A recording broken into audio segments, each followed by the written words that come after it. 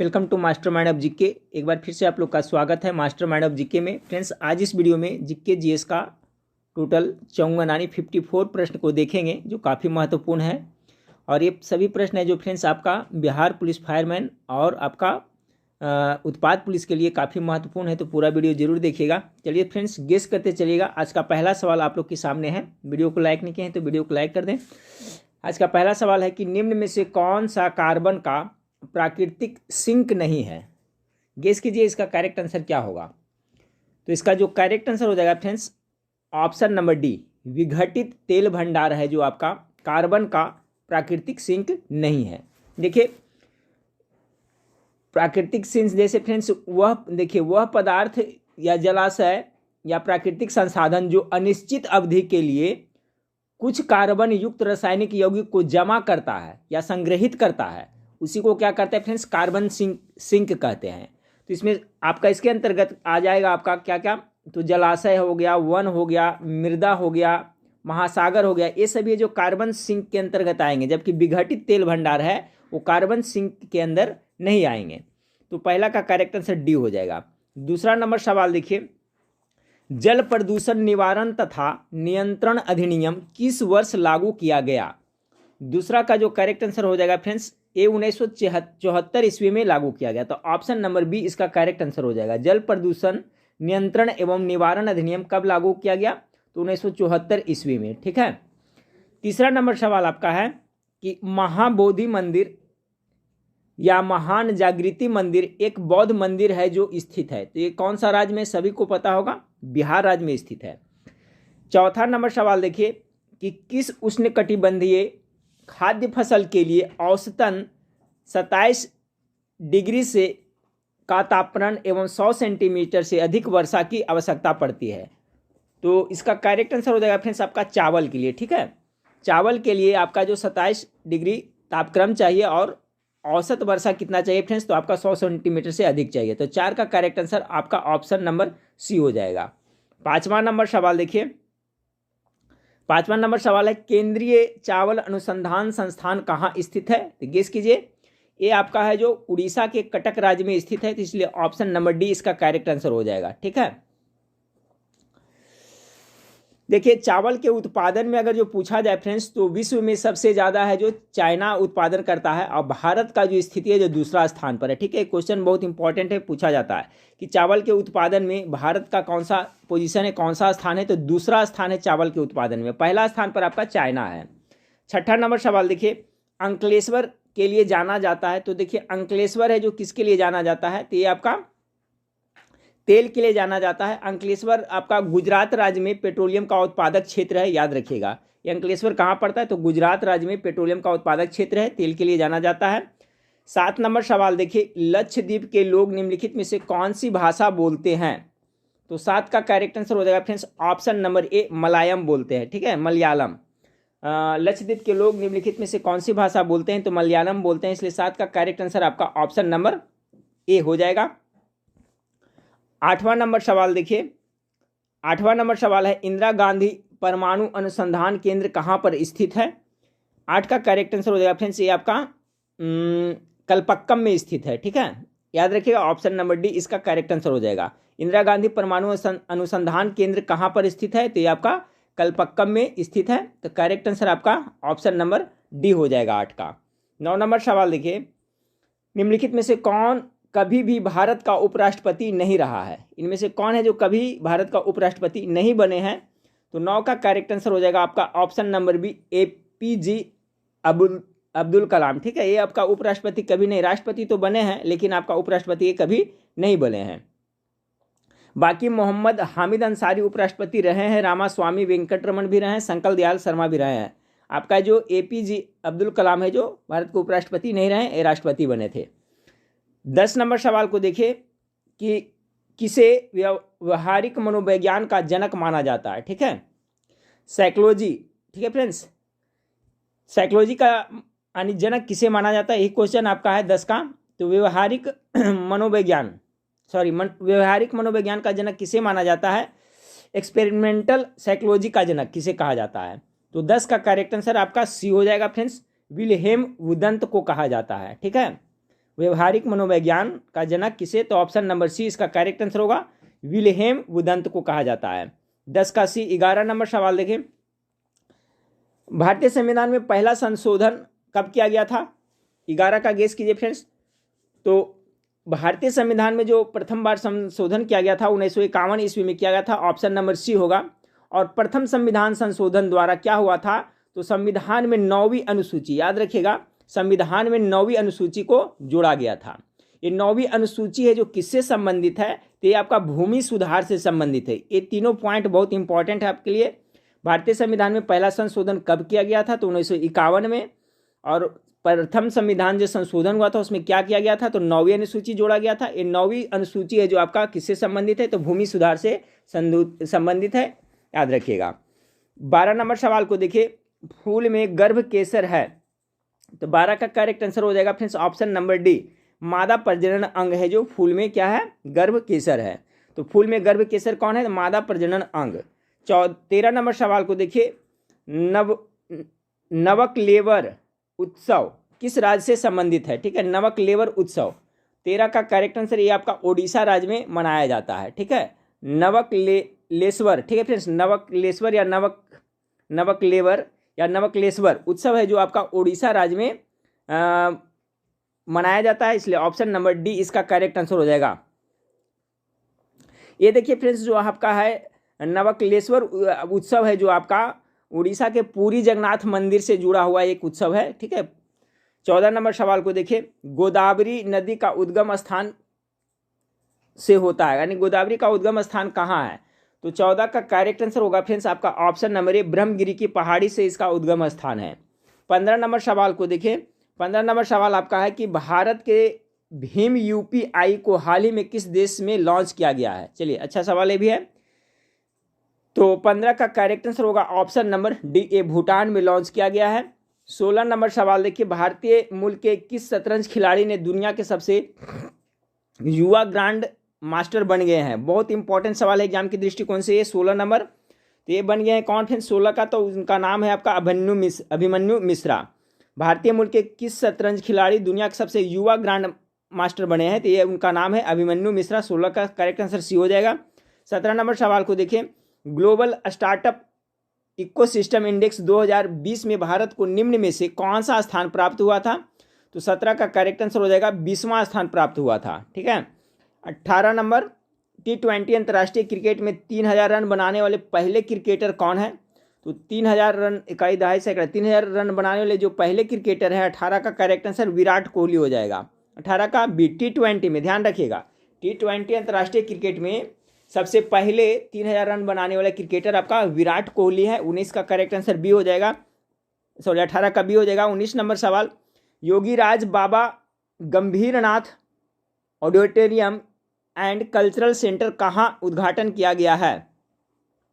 19 का correct answer option number B हो जाएगा, ये आपका गोरखपुर में उद्घाटन किया गया है। अगला सवाल देखें, अगला सवाल आपका है 20 नंबर की, यदि रेडियो एक्टिव नमूने का द्रव्यमान दोगुना होता है तो नमूने की सक्रियता एवं विघटन नियतांक क्रमशः क्या होगी? ध्यान से देखें, यदि रेडियो एक्टिव नमूने का द्रव्यमान दोगुना होता है तो नमूने की सक्रियता एवं विघटन नियतांक क्रमशः क्या होगी? तो ये हो जाएगी फ्रेंड्स आपका बढ़ेगी पहले और फिर समान रहेगी। 20 का करेक्ट आंसर ए हो जाएगा। 21 नंबर सवाल देखिए, निम्नलिखित में से किस पर धनायन है? तो धनायन किस पे? 21 का करेक्ट आंसर आपका ऑप्शन नंबर होगा अल्फा पार्टिकल्स पे क्या होता है? धनायन होता है।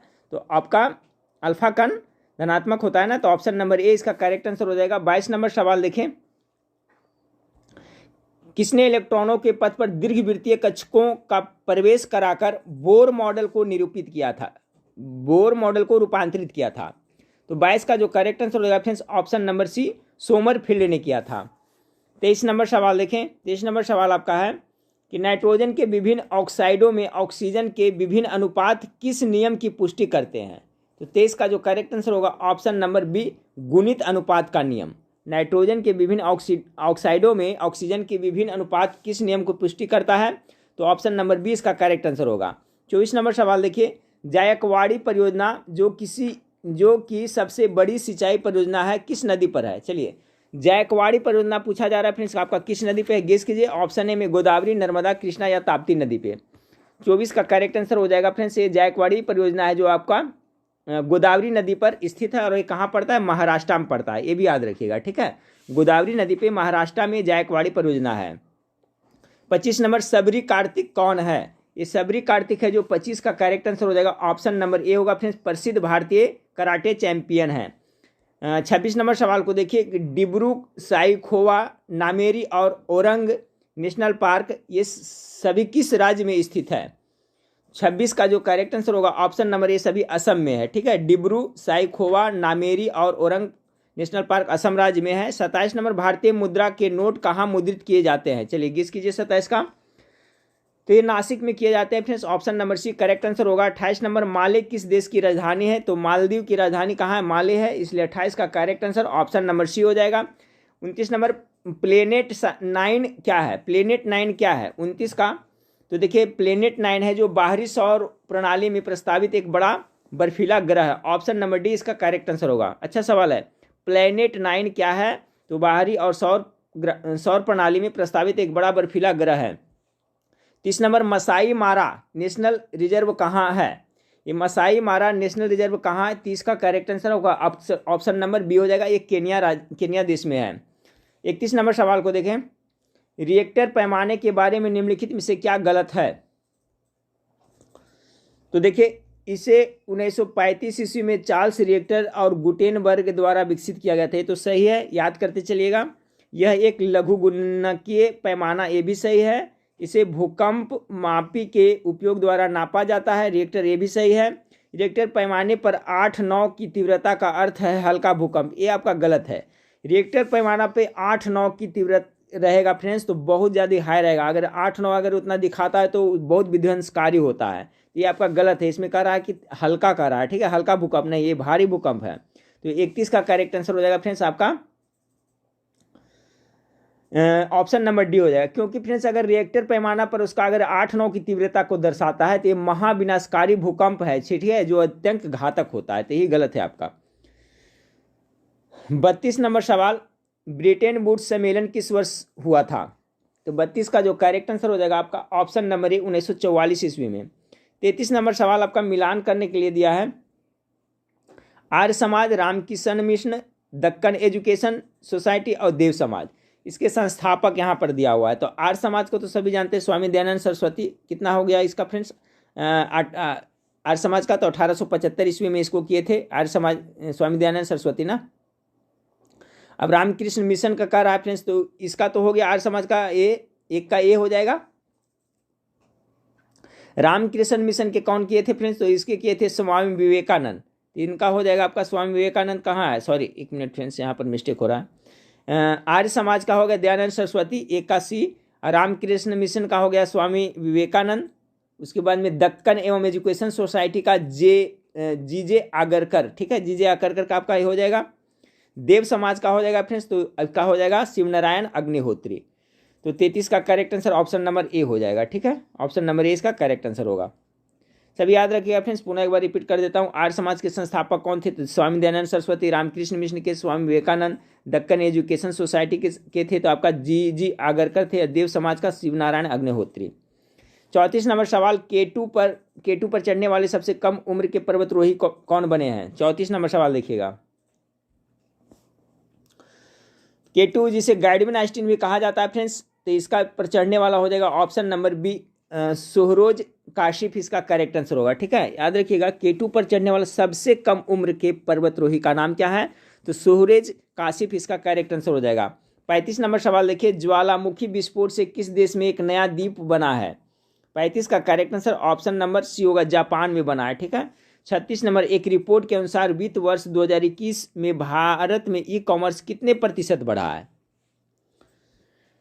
36 का correct answer option number C, आपका ई कॉमर्स है जो आपका 25% बढ़ा है, सी इसका करेक्ट आंसर होगा। 37, किस सम्राट ने श्रीनगर में स्थित शालीमार बाग बनवाया था। चलिए, तो शालीमार बाग किसने बनवाया था 37 का, तो देखिए श्रीनगर में जो शालीमार बाग है इसका निर्माण बनवाया था कौन, तो सम्राट जहांगीर द्वारा इसका निर्माण करवाया गया था, तो ऑप्शन नंबर ए इसका करेक्ट आंसर हो जाएगा। 38 नंबर सवाल देखिए, मुगल चित्रकारी ने किस शासनकाल में प्रकाष्ठा पर प्राप्त की, तो चित्रकारी है ना, तो इसका हो जाएगा किसके शासनकाल में फ्रेंड्स, तो आपका जहांगीर के शासनकाल में। ऑप्शन नंबर सी इसका करेक्ट आंसर होगा। अरुणा असफ अली को कहाँ भारतीय राष्ट्रीय कांग्रेस ध्वज फहराने के लिए याद किया जाता है? ये कहाँ ध्वज फहराए थे अरुणा असफ अली? तो 39 का correct answer option number D हो जाएगा, भारत छोड़ो आंदोलन के दौरान। 39 का डी हो जाएगा। 40 नंबर, बौद्ध गुफाओं के लिए प्रसिद्ध कार्ले किस राज्य में स्थित है? 40 का जो करेक्ट आंसर होगा फ्रेंड्स ऑप्शन नंबर ए कार्ले है, जो आपका महाराष्ट्र में स्थित है। 41 नंबर सवाल, मालविका गिनमित्रम किसने लिखा है? 41 का करेक्ट आंसर एक कालिदास के द्वारा लिखा गया है। Option number D correct answer होगा। 42 नंबर सवाल, वर्तमान में प्रचलित भारतीय राष्ट्रीय ध्वज का डिजाइन किनके द्वारा तैयार किया गया था? तो इसका करेक्ट आंसर क्या होगा फ्रेंड्स 42 का? तो 42 का जो करेक्ट आंसर होगा फ्रेंड्स पिंगली वेंकैया के द्वारा। ऑप्शन नंबर सी इसका करेक्ट आंसर होगा 42 का। वर्तमान में प्रचलित भारतीय राष्ट्रीय ध्वज का डिजाइन पिंगली वेंकैया द्वारा तैयार किया गया था। ठीक है, इसका करेक्ट आंसर आपका हो जाएगा ऑप्शन नंबर सी हो जाएगा। तिरंगा ध्वज की जो लंबाई चौड़ाई का अनुपात क्या है फ्रेंड्स, सभी को पता होगा 3 और 2 का अनुपात है। ध्वज में टोटल जो आ रही है लकीर कितना है, तो 24 है। ठीक है, अगला सवाल को देखते हैं। 43 नंबर सवाल, मुख्यमंत्री नीतीश कुमार द्वारा शुरू किए गए बिहार के पहले पक्षी महोत्सव का क्या नाम है? बहुत ज़्यादा इंपॉर्टेंट सवाल है 43 का। तो देखिए फ्रेंड्स, मुख्यमंत्री नीतीश कुमार द्वारा शुरू किए गए बिहार के जो पहले पश्चिम महोत्सव का नाम है, गेस कीजिए क्या होगा? इसका हो जाएगा ऑप्शन नंबर डी कलक है। याद रखिएगा सभी लोग, क्या है? कलक है। चलिए अगला सवाल 44 नंबर सवाल को देखते हैं कि 1916 ईस्वी में कांग्रेस और मुस्लिम लीग के संयुक्त अधिवेशन कहाँ पर हुआ था? तो 1916 में जो हुआ था फ्रेंड्स आपका लखनऊ में हुआ था। ऑप्शन नंबर सी इसका करेक्ट आंसर हो जाएगा। 45 नंबर सवाल को देखिए, निम्नलिखित में से कौन 19वीं शताब्दी के भारत में सामाजिक सुधार आंदोलन का अग्रगामी था? 45 का correct answer option number B Raja Ram Mohan Roy थे फ्रेंड्स। अगला सवाल को देखते हैं। 46 नंबर सवाल है, आगरा नगर की स्थापना निम्नलिखित में से किसके द्वारा की गई थी? तो गेस कीजिए आगरा किस नगर का, तो क्या हो जाएगा? सिकंदर लोदी ना। ऑप्शन नंबर डी इसका करेक्ट आंसर होगा। आगरा नगर की स्थापना किसने किया था? तो सिकंदर लोदी ने किया था। 47, कोलंबस ने 1492 में किस स्थान की खोज की थी? 47 का गेस कीजिए, इसका करेक्ट आंसर क्या होगा? तो कोलंबस 1492 में अमेरिका की खोज की थी। ऑप्शन नंबर बी इसका करेक्ट आंसर हो जाएगा 47 का। 48 नंबर सवाल, यूरोप में चांदी का आयात मुख्य रूप से कहाँ से होता है? 48 का करेक्ट आंसर हो जाएगा फ्रेंड्स आपका ऑप्शन नंबर सी। ठीक है, यूरोप में चांदी का आयात मुख्य रूप से कहाँ से होता है? तो आपका 48 का correct answer option number C हो जाएगा, मैक्सिको। देखिए फ्रेंड्स, चांदी का सबसे बड़ा उत्पादक देश देखा जाए तो आपका मैक्सिको ही है। ठीक है, तो सभी लोग याद रखिएगा, विश्व में सबसे चांदी का बड़ा उत्पादक देश, सबसे ज़्यादा उत्पादक देश है जो आपका मैक्सिको है। तो इसलिए correct answer option number C इसका होगा। अगला सवाल है, इनमें से कौन सी कंप्यूटर की विशेषता नहीं है? 49 का, intelligence quotient, speed, accuracy, data storage, ये 3 तो है फ्रेंड्स। ऑप्शन नंबर ए जो इसका इंटेलिजेंस कोसेंट है जो इसका विशेषता नहीं है, बाकी स्पीड, एक्यूरेसी करना और डेटा स्टोरेज ये सभी इसका विशेषता है। 50 नंबर सवाल को देखें, सामान्य परिस्थितियों में पेट की आंतरिक परत को अम्ल की क्रिया से कौन बचाता है? बायोलॉजी का बहुत अच्छा सवाल है। सामान्य परिस्थितियों में पेट की आंतरिक परत को अम्ल की क्रिया से कौन बचाता है? तो 50 का करेक्ट आंसर हो जाएगा फ्रेंड्स बलगम। ठीक है, ऑप्शन नंबर बी इसका करेक्ट आंसर हो जाएगा। 51 नंबर सवाल देखिए, शेड्स ऑफ सैफ्रॉन पुस्तक के लेखक कौन है? 51 का correct answer option number C होगा, सबा नकवी के द्वारा ये शेड्स ऑफ सैफ्रॉन नामक पुस्तक लिखा गया है। 51 नंबर सवाल आपका है फ्रेंड्स, भारत का 100वां अंतरिक्ष अभियान कब शुरू किया गया था? तो आपका 52 का जो करेक्ट आंसर हो जाएगा फ्रेंड्स ऑप्शन नंबर ए हो जाएगा, सितंबर 2012 में। भारत का 100वां अंतरिक्ष अभियान कब शुरू किया गया था? तो 2012 में ये शुरू किया गया था। 53 नंबर, पौधों में प्रोटीन और अन्य यौगिक के संश्लेषण में किस आवश्यक तत्व का उपयोग किया जाता है? गेस कीजिए 53 का। तो 53 का करेक्ट आंसर होगा फ्रेंड्स आपका नाइट्रोजन का होता है। ठीक है, पौधों में प्रोटीन और अन्य यौगिक को संश्लेषण में किस आवश्यक तत्व का उपयोग होता है? तो नाइट्रोजन के होता है फ्रेंड्स इसका। आज का लास्ट सवाल 54 नंबर सवाल देख लीजिए कि सूचनाओं का संचय न्यूरॉन के किस भाग में होता है? देखिए आपका फ्रेंड्स न्यूरॉन है जो क्या है, तो तंत्रिका तंत्र, याद रखिएगा तंत्रिका तंत्र की इकाई को न्यूरॉन कहते हैं। तो यहाँ पर क्वेश्चन पूछा, ये भी याद रखिएगा कि तंत्रिका तंत्र की इकाई को क्या कहते हैं, न्यूरॉन। जैसे आपका किडनी की इकाई, वृक्क की इकाई को नेफ्रॉन कहते हैं ना, उसी तरह से तंत्रिका तंत्र की इकाई को न्यूरॉन कहते हैं। सूचनाओं का संचय न्यूरॉन के किस भाग में होता है, तो इसका जो करेक्ट आंसर होगा फ्रेंड्स आपका द्रुमाशय में होता है, ठीक है। ऑप्शन सॉरी द्रुमाशय नहीं, कोशिकाकाय में होता है, 54 का। एक मिनट फ्रेंड्स, इसमें थोड़ा कन्फ्यूजन है। क्वेश्चन कर रहा है कि सूचनाओं का संचय न्यूरॉन के, जी हाँ बी होगा इसका correct answer, option number B, द्रुमाशय में होता है, ठीक है। मास्म में होता है। सूचनाओं का जो संचय है न्यूरॉन के कौन सा भाग में होता है, तो ये द्रुमाश भाग में होता है। तंत्रिका तंत्र की रचनात्मक एवं क्रियात्मक इकाई यही है फ्रेंड्स आपका न्यूरॉन है, ये याद रखिएगा, क्वेश्चन बार बार पूछा जाता है। तो लास्ट क्वेश्चन का जवाब हो जाएगा correct answer option number B होगा, ठीक है फ्रेंड्स, द्रुमाशम में होता है, ठीक है। चलिए फ्रेंड्स, तो अभी हम लोग ने 54 प्रश्न देखे, और अभी देखिए लाइव क्लास भी नहीं आ रहे हैं फ्रेंड्स, और मैथ का वीडियो और इंग्लिश की वीडियो इसलिए नहीं प्रोवाइड करके मैं बार बार बता रहा हूँ कि अभी एप्लीकेशन में काम चालू है फ्रेंड्स, और उसमें बहुत हार्ड वर्क हो जा रहा है।